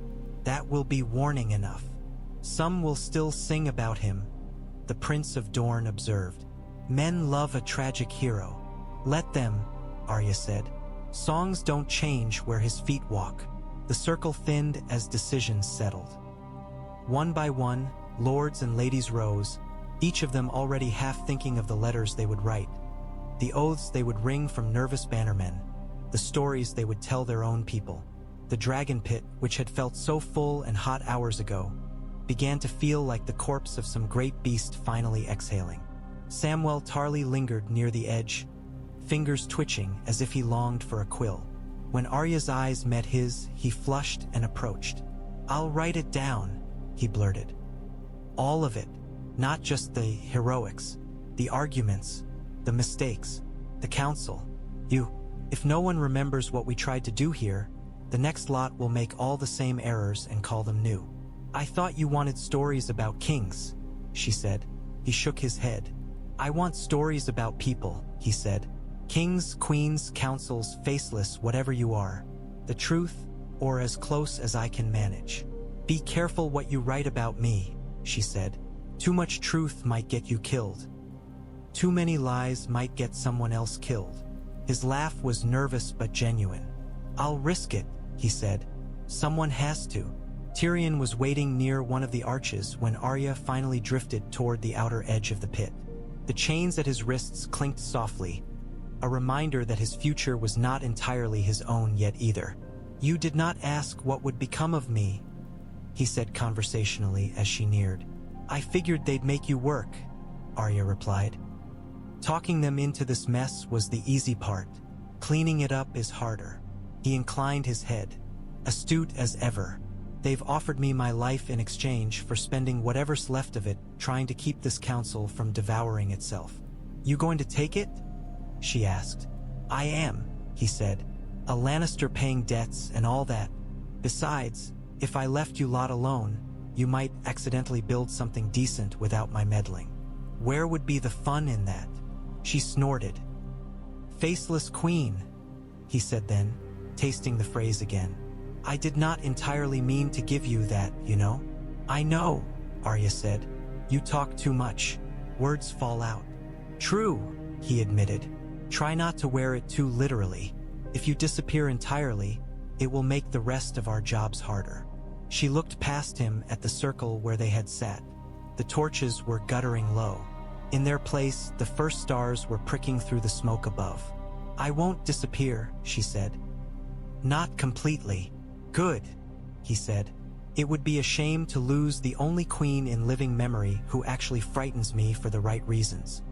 They brought Jon Snow before the council as the sun slid toward the horizon, turning the smoke above the dragon pit into streaks of gold and rust. The chairs had not been fully cleared. Some lords remained, as if unable to quite believe the decisions they had made and needing to see them given flesh. Sansa stood where she had stood all day, near the place that would serve as the council's unofficial center. Arya took no seat this time. She stood slightly behind and to the side of her sister, a shade at her shoulder. Jon's wrists were bound with rope, not iron. The detail caught Arya's eye, a symbol Davos's sort of mercy. Rope could be cut as easily as knotted. Jon walked with his head up, if not high. His eyes skimmed the faces in the pit and stopped briefly on hers. For a heartbeat, the tightness in his jaw loosened. Davos tells me we've had a busy day, he said, managing a ghost of rough humor. You could say that, Davos replied. You missed the part where we abolished the throne. I'd say that was inconsiderate of you, given how much trouble it's caused us over the years. Jon's brows rose, then drew together. You what? There'll be no more kings sitting where that melted lump used to be, Sansa said. Not here, not over the north. His gaze flicked to her. Then you. The north will rule itself, she said. I'll see to that. Something like relief and sorrow in equal measure moved across his face. He nodded once, the gesture small but firm, as if granting a blessing he knew he had no right to give. Grey Worm stepped forward, spear grounded.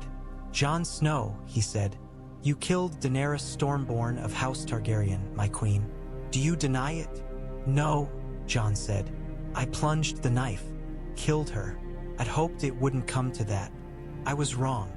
You betrayed her, Grey Worm said.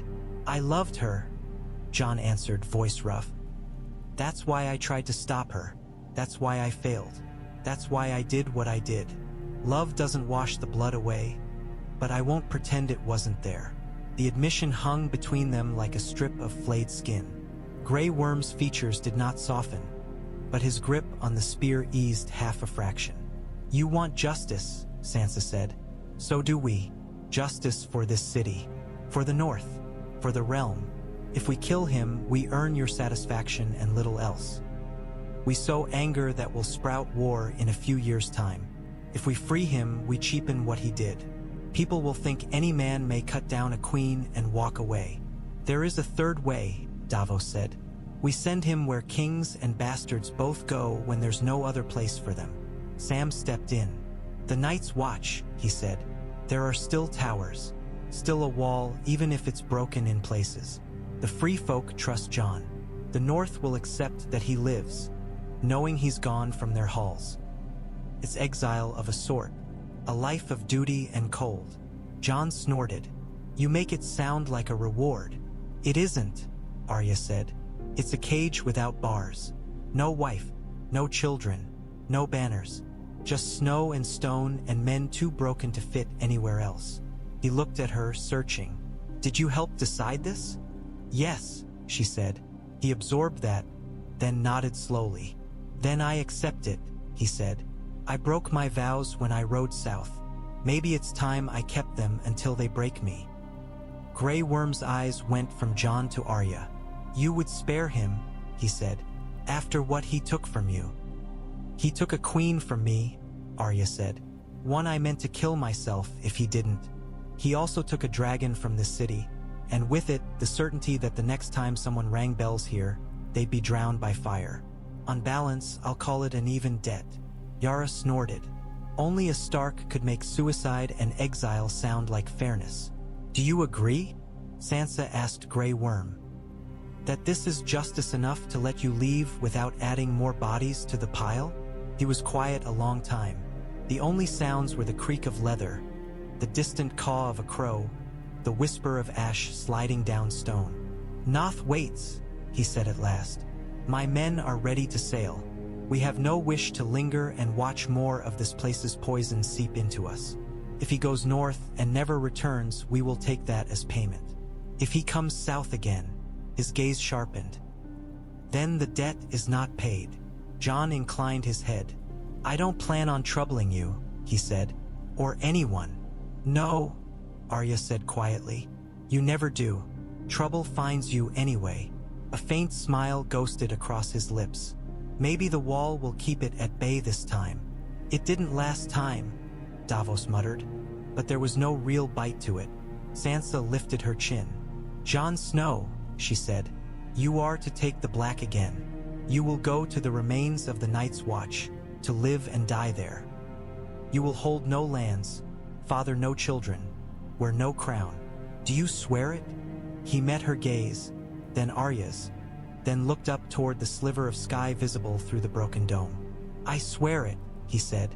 The words seemed to settle something in the stones themselves. Oaths had weight here. This one lay over the broken city like a thin, hard frost. It was done. Not clean, never clean, but done. After the judgment, the dragon pit emptied for the last time that day. Lords drifted away in knots, their banners drooping, their voices hushed. Some glanced back at Jon as they went, faces unreadable. Others glanced at Arya, then quickly away, as if afraid that meeting her eyes would mark them for some future reckoning. Grey Worm left with his officers, a small steel tide flowing down toward the harbor, where already carpenters were swarming over ships, shoring up masts and patching hulls. The Unsullied would march aboard in a day or two, their footsteps finally leaving King's Landing's stones. Davos went to see about ravens. Sam hurried off muttering about ink and memory. Tyrion was led away to whatever quarters had been deemed fitting for a hand in chains. That left the Starks at the edge of the pit. Sansa, Arya, and Jon, with Brienne hovering nearby like a very large, very loyal shade. You saved my life, Jon said to Arya, when the last of the echoes of the council had faded. Again, you saved mine first, she said. More times than I can count. I thought you meant to sail west, he said. After all this, his hand made a vague gesture that seemed to encompass the ruined city, the broken throne room, the dragon's empty sky. I was going to, she admitted. Then I realized I'd just be sailing away from work that still needs doing. Always did have a talent for finding trouble, he said. Or letting it find you. You're one to talk, she shot back. Sansa watched them, that mix of fondness and exasperation in her eyes that Arya remembered from Winterfell. You'll ride north tomorrow, she told Jon. There's a ship being readied for Eastwatch. From there, the rest you know better than any of us. I'll see Bran, he asked. Sansa's expression softened. He knows already, she said. He sees too much. If you want words from him, send a raven. Or wait. He'll find you one way or another.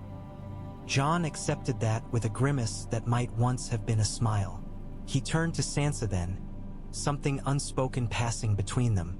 Arya looked away, giving them that moment without quite leaving. She wandered to the lip of the pit and looked down. Empty now, save for a few crows that had hopped in to pick at fallen crumbs. The sand was scuffed with boot prints, the ghosts of chairs and torches. Do you think it will work? Sansa asked quietly at her back. The council, the you. No, Arya said honestly.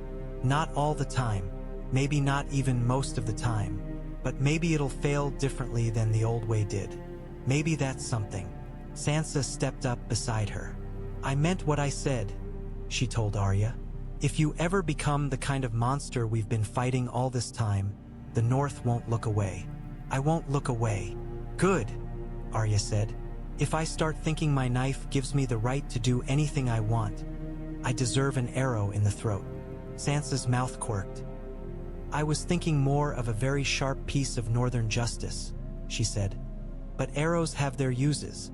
They fell silent, watching the strip of sky grow darker as smoke thinned and night crept in. "You'll go home," Arya said at last. "To Winterfell. To the north.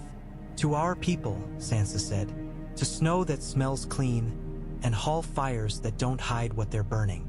Someone has to make sure the small folk there know that their new freedom isn't just a word spoken in a southern pit."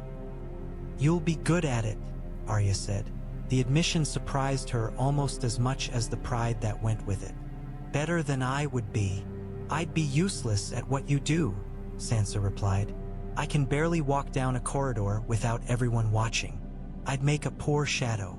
"Together we make something that almost works," Arya said. "Strange, isn't it?" "Stranger things have happened," Sansa said. "We've seen most of them." Below, a crow flapped up from the floor of the pit, rattling its wings. It rose in a spiral, then shot through one of the broken arches into open air. "Be careful," Sansa said quietly. "Wherever you go, whatever face you wear, don't let them strip Arya away entirely. I don't trust anyone else to hold that knife." "I'll visit," Arya said. "Sometimes. You won't know it's me. That's how you'll know it is." Sansa's smile this time was crooked and real. "I'll leave the window unlatched," she said. They stood together a while longer, two wolves staring out over a broken dragon's lair. Then Sansa turned away, Brienne falling into step behind her. Already a queen in all but name, walking toward a future of ledgers and disputes and winter stores. Arya remained until the last light faded. Only when the stars had eaten most of the smoke did she turn her feet toward the city again. There was work to do before dawn. The road north began in the gray light before sunrise. Jon Snow's escort was small. A handful of northern soldiers, a few men of the watch who had survived the long night and found their way south again when the wall cracked, and Davos Seaworth to see him to the ship. Ghost padded at Jon's side, white fur ghosting through the morning mist. The direwolf's red eyes glowed faintly in the half-dark. He'd refused to leave his master when the guards first put Jon in his tower cell. There had been snarls and teeth and, eventually, a hasty compromise involving leaving door and wolf both unbarred. Arya walked with them to the city's edge. No one tried to stop her. No one in armor quite met her eyes. King's Landing looked even more broken in dawnlight, stripped of the forgiving shadows of evening. The blackened outlines of houses stood stark against a pale, sickly sky. Smoke still drifted from a few smoldering heaps. Here and there, someone moved among the ruin. A woman hanging washing on a line strung between two half-standing walls. A boy with a cart picking through rubble for anything worth salvaging. They passed the square where Arya had killed the three men in mismatched armor. The bodies were gone. A dark brown stain remained, soaked into the stone. The woman she'd saved was nowhere in sight. That, Arya decided, was probably for the best. Survival stories were easier to carry when you didn't have to keep retelling them. At the fork where the road split, one branch toward the harbor, another toward the King's Road, Jon stopped. "You don't have to walk any farther," he said to Arya. "You've got enough to do." "I know," she said. "I'm not doing this for you. I'm doing it for me." He huffed something like a laugh. "Sounds more like you." Davos murmured something about checking on the ship and moved a few paces away, tactfully ignoring them. They stood there, two dark figures in a pale, ruined world, with a white wolf between them. "You could still come," Jon said abruptly. "North, to the Watch, or past it. There'll be people there who don't care about councils and crowns. Just the next hunt, the next fire. For a while," she said. "Until someone starts carving a story about you into the snow. The king who went north, or whatever fool thing they decide to call you. Stories follow you like fleas, Jon. They track you beyond the wall as easily as they did to Winterfell." "I won't be king," he said. "Not anywhere. They've all had enough of that." "Doesn't matter," she said. "You'll still be you. That's enough." He looked down at her, eyes dark in the thin light. "I'm afraid for you," he admitted suddenly. More than I am for myself. You're talking about spending your life walking in shadows, putting knives into men everyone else thinks are safe. That kind of work, there's no end to it. No rest. No, she said, there isn't. But there wasn't any rest on that list either. I carried it anyway. Better to carry it for more than just me. You shouldn't have to, he said. Neither should you, she replied. They stood there a moment longer, stubbornness and love making a strange, familiar knot between them. Come here, he said then, and before she could bristle at being commanded, he stepped forward and pulled her into his arms. Hugs had always sat ill on her shoulders, like cloaks cut for someone else. This one fit after a fashion. He smelled of smoke and leather and the faint, clean chill of the north that clung to him no matter how far south he went. For a heartbeat, with her cheek pressed against his chest, she was a girl again, listening to his promises that he'd practice with her in the yard, that he'd teach her to use needle properly when their father frowned. Don't lose yourself in all those faces, he murmured into her hair. If you look in a pool one day and don't see Arya Stark staring back, come find me.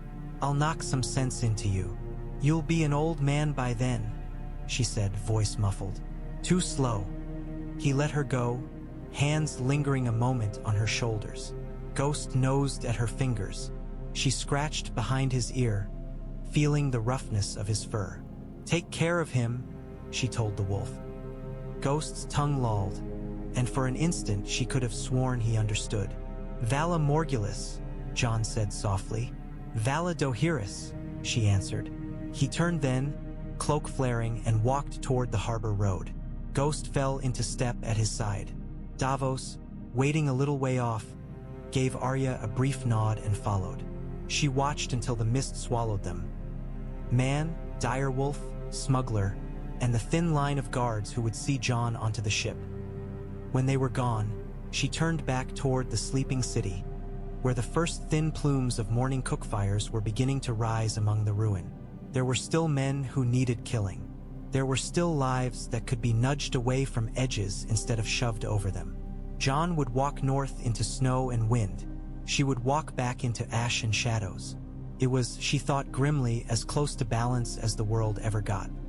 That night, Arya chose a different kind of hall to haunt. The tenement leaned like a drunk against its neighbors, 3 stories of brick and timber blackened by smoke. Half its roof was gone. The stair creaked under her weight as she climbed, testing each step with her toes. On the second floor, someone had painted a rough 7-pointed star over a doorway in soot. On the third, a cat watched her pass with narrowed yellow eyes. The crying had drawn her. It wasn't the sharp, panicked cry of attack or the low, animal sound of grief. It was the thin, furious wail of a hungry baby. She found the source in a room at the end of a narrow corridor. The door hung off one hinge. Inside, a small fire struggled in a crude hearth, smoke curling up into the hole where part of the ceiling had fallen. A woman sat on a pallet, a bundle in her arms. Her hair was lank with sweat, her face gaunt. The baby at her breast flailed and howled. When Arya stepped in, the woman's eyes snapped up. Fear flashed there, bright and sharp. We've nothing left, she rasped. No coin, no food. If you want the other, you'll have to kill me first. I don't want anything, Arya said, except a corner of your floor. Suspicion warred with exhaustion. The woman's gaze flicked to the sword at Arya's hip, to the knife at her belt, to the hard set of her shoulders. Why? She whispered. Because no one did it for me, Arya thought. Because I remember sleeping in a stable and wondering if the next hand on the door would belong to a man with a knife. Because I am tired of walking past doors and pretending I don't hear what's behind them. Because I can, she said aloud. She took the far corner back to the wall, where she could watch both door and window. She set needle across her knees and rested her hands lightly on the hilt. The baby cried itself hoarse, then finally sagged against its mother, hiccuping in little snuffles. The woman stroked its back with a shaking hand. My husband went to the gates when the bells rang, she said into the quiet, as if talk were the price of safety. Said he wanted to see the dragon. I told him to stay. He laughed. Her mouth twisted. He's somewhere under there now. She jerked her chin toward the wall that looked out over a missing piece of street. I'm sorry, Arya said. The words felt small and useless, but leaving silence there felt worse. They said the queen came to free us. The woman went on. Then the bells rang, and the fire. Her words trailed off. They both knew how that sentence ended. Will it be better? The woman asked suddenly. Now that she's dead? Will the next lot be any different? Arya thought of the dragon pit, of lords arguing over words and borders, of her own small yes falling among them like a knife. It might, she said. If we make it so. We? The woman repeated with a bitter little laugh. I'm no lord. I'm no septa. I'm no one. So was I, Arya said. Once. Hours later, boots thudded on the stairs. Rough voices drifted up. Laughter, the clink of a flask, the ugly note in speech that said the men behind it knew they were strong and someone else was weak. The woman on the pallet stiffened. The baby whimpered. The footsteps stopped outside their half-hung door. Arya's hand was already on her knife. Third floor, a man's voice slurred. They said there are still folk up here. Maybe some who've got things to trade. He snickered. Or not trade. Another voice grunted agreement. A hand shoved the door the rest of the way open. A tall man with a scar down his cheek lurched into the room, grinning.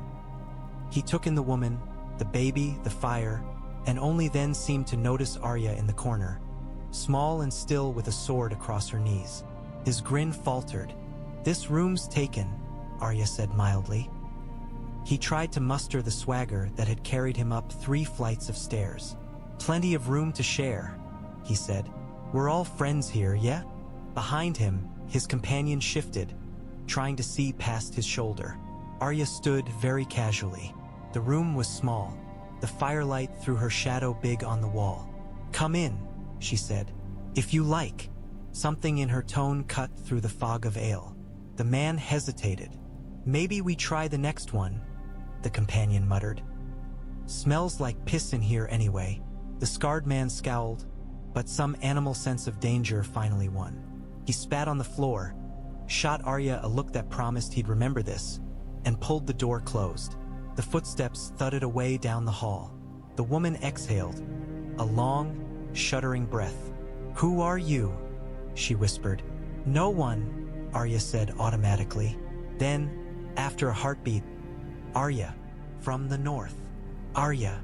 The woman tasted the name like a prayer. Sleep, Arya said. I'll wake you if anyone else comes. She sat back down in her corner, the fire painting her face in flickers of light and shadow. Somewhere out there, councils and lords and ships bound for Naath were moving according to their own designs. Here, in this small, smoky room, one woman and her child slept through the night because a girl with too many ghosts under her skin had decided to sit with her sword by the door. It wasn't enough.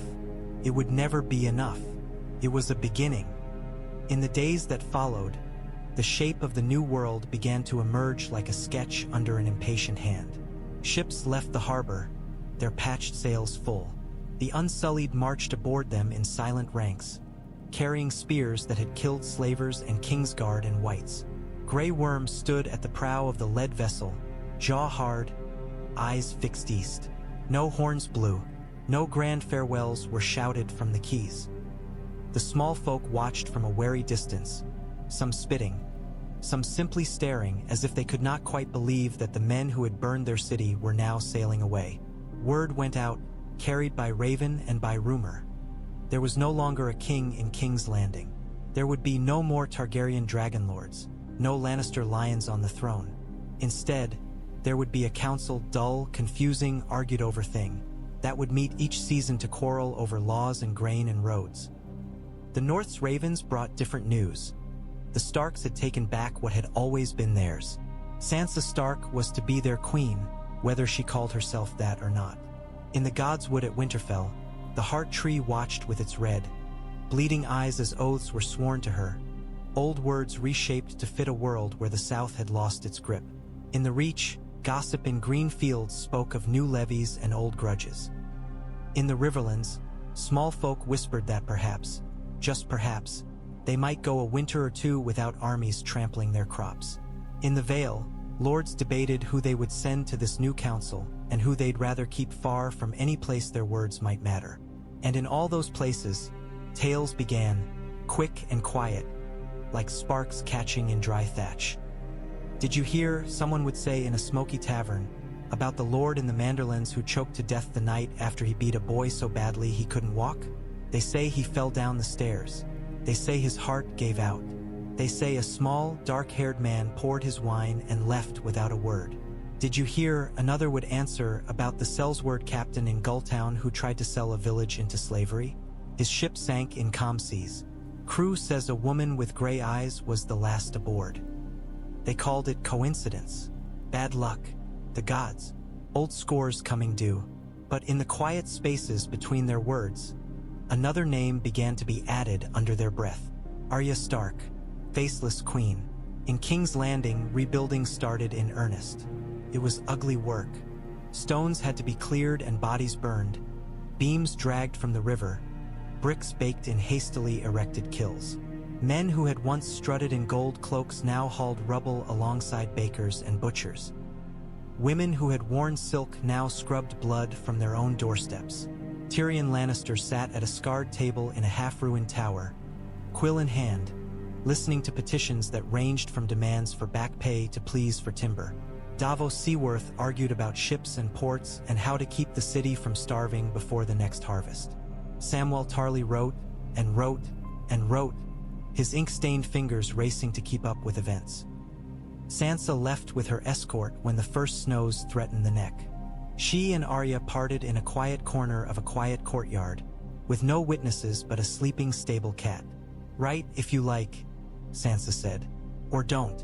I'll assume you're alive until someone shows me a body I know is yours." "You won't get that," Arya said. "If I die, it'll be in a face no one here's ever seen." "Comforting," Sansa said dryly. Then, more softly, "Come home sometimes, even if no one knows you did." "I will," Arya said. They embraced, 2 points of warmth in the chill.